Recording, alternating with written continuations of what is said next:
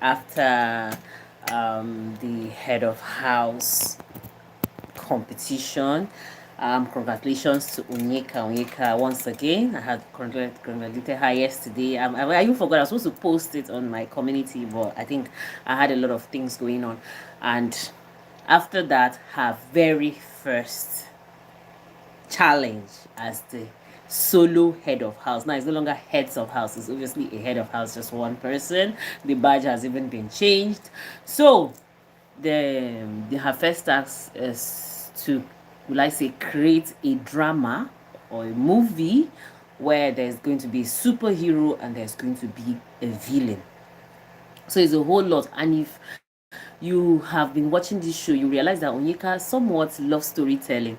In fact, I think Onyeka should do her best here because she is a highly delusional person. And when it comes to movies with superhero and villains, there are actings that have to do with a lot of delusion, like imaginary stuff. So I think this should be her thing and she should have it. Yesterday night she didn't even sleep. She was overnight trying to put ideas. She really did her best. You know, one thing I have noticed with Onyeka, and a lot of people have even noticed, that when it comes to task, you see a different Onyeka. You don't see that playful Onyeka, you don't see that gossipy Onyeka. You see a very serious person. Like, Onyeka is the kind of person that believes in whatever is worth doing should be done right. And then I was very impressed too that her friends, the Mbadiwe twins, they were there for her, especially Ozzy. And I'm like, okay, now where things are beginning to make sense. I think Mbadiwe twins, coupled with the fact that I also watched the interview from the Radicals. Now these are guys that I think they are big on loyalty, right? When you're their guy, in as much as you guys have had one or two back and forth, and it makes sense. You know, the older we get, the more some certain things in life begin to come together for us. They begin to make sense. Like, we don't take things too deep, right? And here's the reason why sometimes when people try to run away from that age gap relationship, like the one that Anita is trying to run away from, it's quite understandable because sometimes this age comes with certain level of wisdom and exposure as well. You guys might not be on the same level. Like, as I speak now, I used to have this very good friend that right now we're not even in talking terms. For me, I feel that there's no hatred on my own part, there's no bad blood, but I just feel that I sort of outgrew that relationship because I saw the difference in goals or aspirations, right? The contrast was too much. I think we just grew too far apart. Number one, I think the age thing counts, and then later on everyone wanted something different in life. So I think, but I'm sort of kind of understanding, or will I say, what I saw yesterday though gave me a different configuration or a different understanding of these guys. They are in a place in their life where some things do not really matter, in as much as they will vent, in as much as they will argue, especially Ozzy, in as much as they will disagree, in as much as, but I think there's that one word that means a whole lot to them, and that's loyalty. And both of them were there for Onyeka all through. Even this morning after their workout, you could see they were still showing her so much concern and asking her to go and take a nap, to rest and all of that. Though she distributed roles to other housemates, to the twins, to even Victoria, you know, she actually did, but you could see she was one doing the major chunk of the work. Meanwhile, while the whole thing was going on, while they were trying to come up with their presentation, and you know, definitely you must talk before you sit down to put things on paper. So basically, there has to be the talking stage, the theory stage, then finally the practical stage, isn't it? Then a lot of the practice, of course, comes with the practical stage. So there was something about the engagement stage where people were talking and trying to come up with ideas. I don't know, from the onset though, I don't know why Chizoba and Onyeka are always having this you know, where somebody that they're always having this competition of who wants to shine the most. Also, I don't know, in as much as Chizoba said that is in every task, so it doesn't even necessarily have to do with the fact that her sister is the head of house this week, but she keeps saying that they like shutting her ideas in this house, that people don't take her ideas serious. And that was why the last wager task, which I complimented, if you can watch, I have a video where I spoke about their wager in as much as they lost the wager, but I related, I felt very much more connected to Chizoba's presentation that last week, the way she was presenting about her own educational strategy and all of that.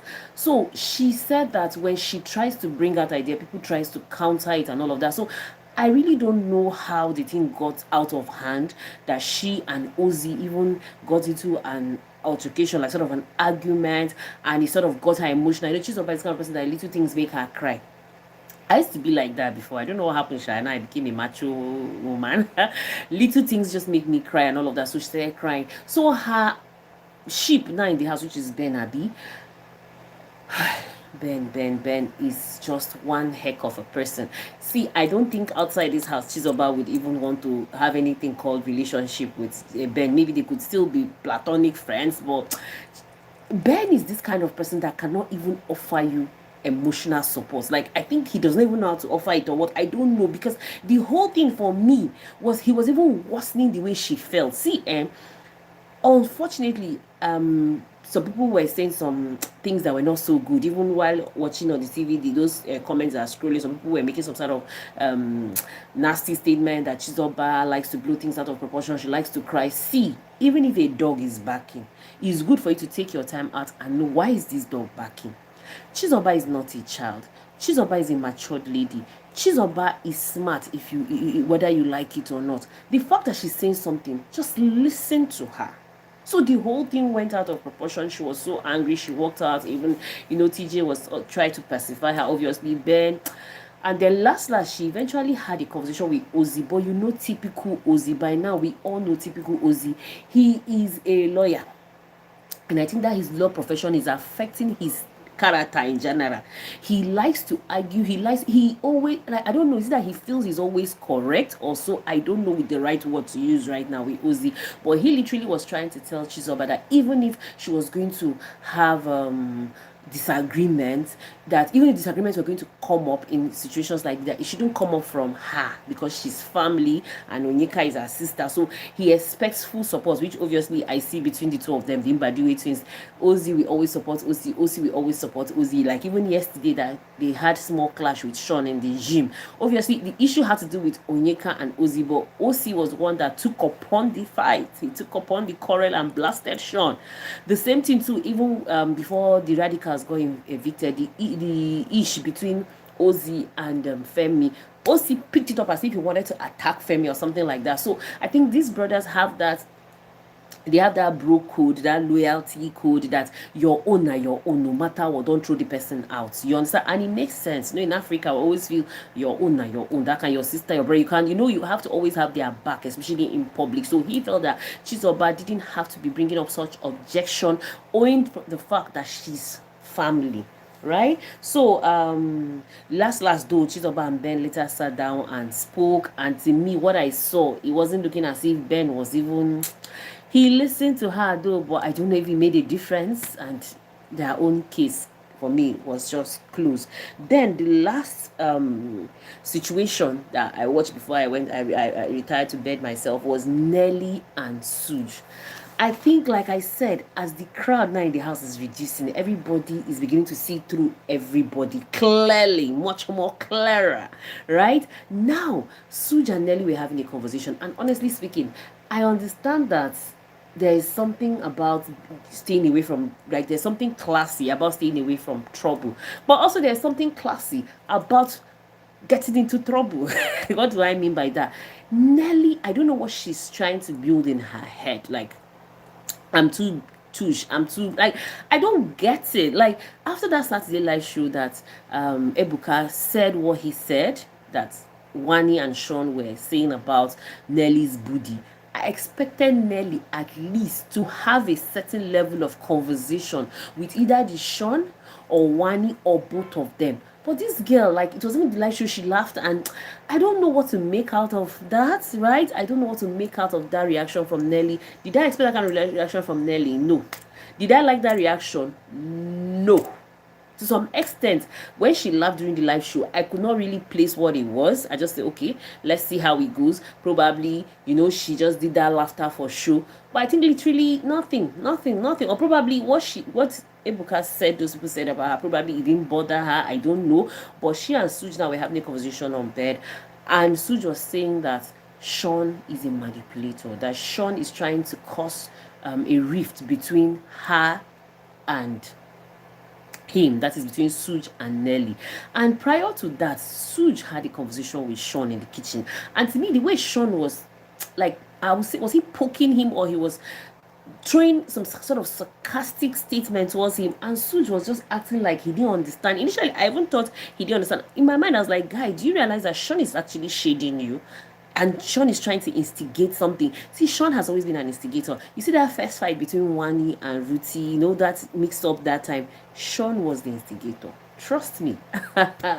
And then coming here now, he was trying to also cause a problem, because during the head of house task, Biggie like told the housemates not to help each other, like not to just come in and figure the whole task out by yourself. It's self-explanatory. Just calm down, figure the whole thing out. So the first person that was even trying to, that broke the rule, was first, I think was Wani or so, and Bibera won them. Now coming in, Sooj coming in, Nelly also did the same, and then Sooj got disqualified. Now Shaun was trying to leverage on that situation and kind of make Sooj to be angry with Nelly or something like that. I don't know. And he was throwing. So Sooj now was not telling Nelly that he thought that Shaun was his homeboy, but at this point he realized that Shaun doesn't really have his back. And I was happy that Sooj is realizing that, because yesterday, even when they were discussing, thinking that there was going to be nomination, and they had already started trying to strategize who they will nominate and all of that, making conspiracies here and there. I think when Victoria refused to nominate Cassia, they ended up substituting Cassia with Sooj. And honestly, I was surprised. I'm like, guy, Shaun is the gamer. Shaun is the guy that carried his emotions and kept her at home before he entered the Big Brother house. At this point, I'm sure even his Wani, he will be ready to nominate her when the push comes to shove. Yes, because Shaun, for me, has no loyalty except to Shaun. Well, that's how it's supposed to be, as some people might say, or some people will agree, right? So Sooj and Nelly, they were just talking on bed, and Sooj was not saying that Shaun was trying to instigate him to get angry with her because of that disqualification thing and all of that. That was the last scene I watched before I went to bed, and I just decided to bring this here in a short stream. And if you're rewatching this, please don't forget to give the video a thumbs up. Don't forget to subscribe if you're not subscribed. I notice most of people watching me are not subscribed to my channel. Why now? Don't you like my content? And if you're seeing this face for the first time, my name is Asma'u. Thank you so much, and hope to see you soon. Bye.